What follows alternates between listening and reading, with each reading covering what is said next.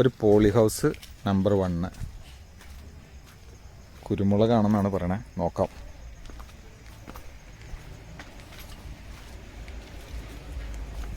ഇവിടെ എന്തൊക്കെ സാറുള്ളത്?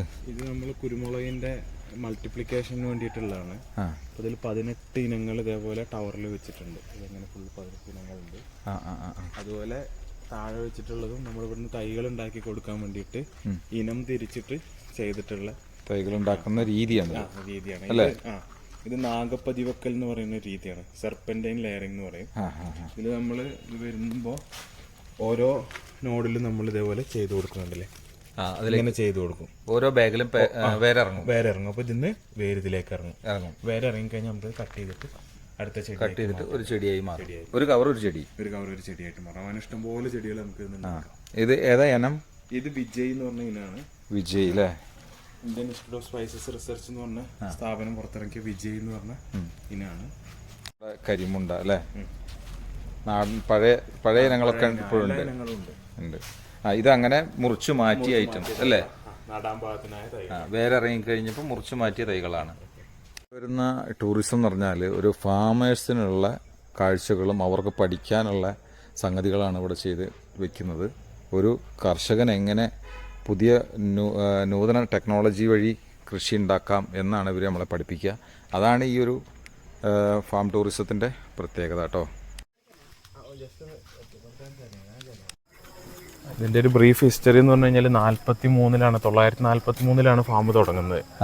അന്ന് ബ്രിട്ടീഷുകാർ ഓറഞ്ച് വെക്കാൻ നല്ല സ്ഥലമാണെന്ന് ഐഡന്റിഫൈ ചെയ്തിട്ട് അങ്ങനെ ഓറഞ്ച് കൃഷി തുടങ്ങിയ സ്ഥലമാണ്.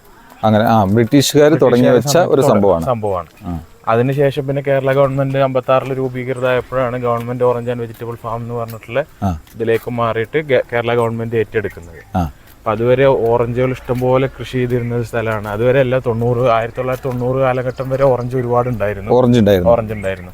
ഈ 2ാം ലോകമഹായുദ്ധ സമയത്തൊക്കെ ഇവിടുന്ന് ഓറഞ്ച് ട്രക്കുകളിൽ പട്ടാളക്കാർക്ക് വേണ്ടി കൊണ്ടുവരുന്നു എന്നുള്ള പല മദ്രാസ് മാനുവൽ പോലത്തെ ചരിത്രരേഖകളിലൊക്കെ എഴുതി കാണുന്നുണ്ട്. ശരി.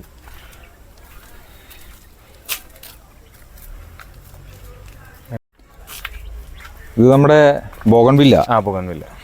ബോഗൺവില്ലേനെ അതിമനോഹരമായിട്ട് ആർച്ചാക്കി നിർത്തിയിട്ട് ഇതിൻ്റെ ഉള്ളിൽ കൂടെ പാസ് ചെയ്ത് പോകാനുള്ള സംവിധാനം ചെയ്തിട്ടുണ്ട്. ഇത് നിങ്ങളുടെ ഫാമിൻ്റെ വെള്ളം എന്തിനുള്ള? അല്ല, അത് നമ്മൾ ഇപ്പോൾ കാർപ്പ് മത്സ്യങ്ങൾ ഇടാൻ വേണ്ടിയിട്ട് പഴയ ഒരു ജലസംഭരണിയായിരുന്നു, കിണറായിരുന്നു പണ്ട് പടവുള്ള. അപ്പൊ അതിനെ മാറ്റിയിട്ട് ഞങ്ങളൊരു കുളമാക്കിയിട്ട് മാറ്റിക്കൊണ്ടിരിക്കുകയാണ്. വർക്ക് നടന്നുകൊണ്ടിരിക്കുകയാണ്. പുതിയ വർക്കാണ്. ഇത് പഴയ കെട്ടിടം. അത് പഴയ പമ്പ് ഹൗസ് ആയിരുന്നു. ഇത് ചാമ്പത്തണൽ എന്നാണ് ഇവിടെ പേരെഴുതിയിരിക്കണേ. മനോഹരമായിട്ടുണ്ട് കേട്ടോ. ഇത് റോസാപ്പിൾ എന്ന് പറഞ്ഞൊരു ചാമ്പയാണ്. വലിയ ചാമ്പയല്ല, ഇതൊരു പ്രത്യേകതരം ഒരു വൈറ്റ് കളർ വരുന്ന തടിയിലുണ്ടാകുന്ന ഒരു ചാമ്പയാണ്. ചാമ്പ തിന്നാൻ ടേസ്റ്റ് കുറവാ, പക്ഷെ ഭയങ്കര തണലുമായിരിക്കും. അതിന്റെ പൂവ് ഒരു പിങ്ക് കളർ പൂവായിരിക്കും. അപ്പൊ പൂവുള്ള സമയത്ത് പൂവ് ഇങ്ങനെ ഫുള്ള് വീണ് കിടക്കുന്നതിന് ഭയങ്കര ഭംഗിയാണ് കാണാൻ. ഇപ്പൊ വെയിലുള്ള സമയത്തൊക്കെ എന്ത് ചെയ്യാം, നമുക്ക് ആൾക്കാർക്ക് വന്ന് ഇരിക്കാൻ വേണ്ടിട്ട്. അപ്പൊ ഇതൊക്കെ ഇവിടെ പലപ്പോഴായി വീണ മരങ്ങളാണ്. ആ മരങ്ങളെ ഞങ്ങൾ ഷേപ്പ് ചെയ്ത് നമ്മുടെ പണിക്കാരെ ഉപയോഗിച്ചിട്ട് തന്നെ വേറെ പൈസ ഒന്നും ചെലവാക്കാതെ സെറ്റ് ചെയ്ത് വെച്ചിരിക്കുക. അപ്പൊ ഇവിടെ ചെറിയൊരു 10 ആൾക്കുള്ള ഒരു മീറ്റിംഗ് ഒക്കെ കൂടണമെങ്കിൽ പ്രകൃതി സൗഹൃദത്തിന് വേണ്ടിയിട്ട് പായൊക്കെ വിരിച്ചല്ലേ റെഡിയാക്കിയിട്ട് അടിച്ചു വാരി നല്ല വൃത്തിയാകും. ഇരിക്കാൻ മരത്തിന്റെ ഒക്കെ ഒറ്റത്തടി മുട്ടിയാണല്ലോ. പലതും മറ്റേതാണ്, നമ്മുടെ സിൽവർ റോക്കാണ്. രസമുണ്ട്. അപ്പൊ അതിന് വേണ്ടിയിട്ടുള്ള ഓരോ ഡെവലപ്മെന്റ് ഇങ്ങനെ നടന്നുകൊണ്ടിരിക്കും. ഇത് റോസ് ഗാർഡൻ ആയിട്ട് എസ്റ്റാബ്ലിഷ് ചെയ്തുകൊണ്ടിരിക്കുക. റോസ് ഗാർഡൻ ആയിട്ട് പലതരം റോസുകൾ വന്നിട്ട് തൈകൾ വെച്ചിട്ടേ ഉള്ളൂ. ഇത് നമ്മുടെ പാഷൻ ഫ്രൂട്ടിന്റെ അല്ലേ? പാഷൻ ഫ്രൂട്ടിന്റെ പന്തലാണ്. ഇവിടെ 25 ടൈപ്പ് ആണോ അതോ? ഇത് ഇവിടെ ഒരു 15-20 കൊല്ലത്തിന് മുകളിലായി കൃഷി തുടങ്ങിയിട്ട്. അപ്പൊ സ്വാഭാവികമായിട്ട് ഹൈബ്രിഡ് കൊടുന്നാലും ഇത് ഭയങ്കരമായിട്ട് ക്രോസ് പോളിനേറ്റഡ് ആയിട്ടുള്ള ക്രോപ്പാണ്. അപ്പൊ പെട്ടെന്ന് തന്നെ ഇത് ക്രോസ് ആയിട്ട് ഇപ്പൊ ഇവിടുത്തെ ഇനം എന്ന് പറഞ്ഞു കഴിഞ്ഞാല് നമ്മളിവിടെ കുറെ സ്ക്വാഷ് ജാം അച്ചാറൊക്കെ ഉണ്ടാക്കുന്നുണ്ട്. അതിൽ ഏറ്റവും ഇതുള്ള ഒരു ഇനാണ് പാഷൻ ഫ്രൂട്ട് സ്ക്വാഷ്. അത് ഉണ്ടാക്കാൻ പറ്റിയ ഏറ്റവും ബെസ്റ്റ് സാധനമാണ് നമുക്കിപ്പോ കിട്ടിക്കൊണ്ടിരിക്കുന്നത്. ക്രോസ് ആയിട്ട് ഏറ്റവും കൂടുതൽ നല്ല പൾപ്പുള്ള, നല്ല പുളിയും നല്ല ഫ്ലേവറും ഉള്ള സാധനമാണ്. നല്ല ഫ്ലേവറാണ്. മധുരമുള്ളത് ഉണ്ടാവും, എന്നാലും നല്ല ഫ്ലേവർ. നമുക്ക് വേണ്ടത് അതാണ്. ഒരുപാട് മധുരമുള്ളത് കിട്ടിയിട്ട് കാര്യമില്ല.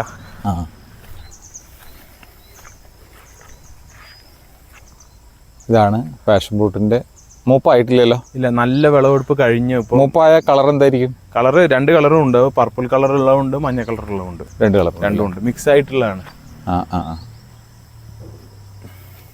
ഇപ്പം നല്ല മഴയായിട്ടേ പീക്കൊരു ഹാർവസ്റ്റ് കഴിഞ്ഞ് 2-3 ഹാർവസ്റ്റ് കഴിഞ്ഞാണ്. ഇപ്പം ഇതിന് ഏകദേശം ഒരു 2-2.5 ടണ്ണിന്റെ മുകളിൽ വിളവെടുത്ത് കഴിഞ്ഞ തോട്ടമാണ്. വിളവെടുത്ത് കഴിഞ്ഞാണ്. നമുക്ക് മൊത്തം 25 ഏക്കറോളം കൃഷിയുണ്ട് പാഷൻ ഫ്രൂട്ട്. ഇതൊരു 4 ഏക്കർ വരുന്ന പന്തല. ഇത് അരിനെല്ലി, ഇത് സാധാ നെല്ലി അല്ലേ? പിന്നെ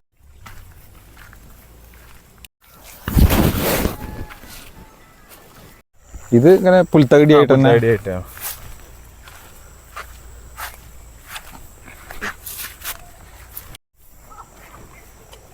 1990 ആയപ്പോഴത്തേക്ക് 90 കാലഘട്ടങ്ങളിൽ 90-95 ഇടയിൽ മൊത്തം പോയി ഓറഞ്ചിന്റെ മരങ്ങളാ. ഇത് ഹൈഡ്രാഞ്ചിയ എന്ന് പറഞ്ഞ പൂവാണ്. ഇവിടെ നന്നായിട്ടുണ്ടാവും. ഇവിടെ നല്ല പിടിക്കൂല ഈ തണുപ്പ് പ്രദേശത്ത്. ഈ പൂ കുറെ കാലം നിൽക്കൂല? ഇത് ഒരുപാട് കാലം നിൽക്കും. ഇത് കുമ്മായുള്ള മണ്ണിലാണെങ്കിൽ, ഇത് ഒരു പുളിപ്പ് കൂടുതലുള്ള മണ്ണിലാണെങ്കിൽ നല്ല റോസ് കളർ വരും. അതുപോലെ കുമ്മായിട്ട് കഴിഞ്ഞ് കഴിഞ്ഞാൽ റോസ് കളർ വരും പൂവിന്.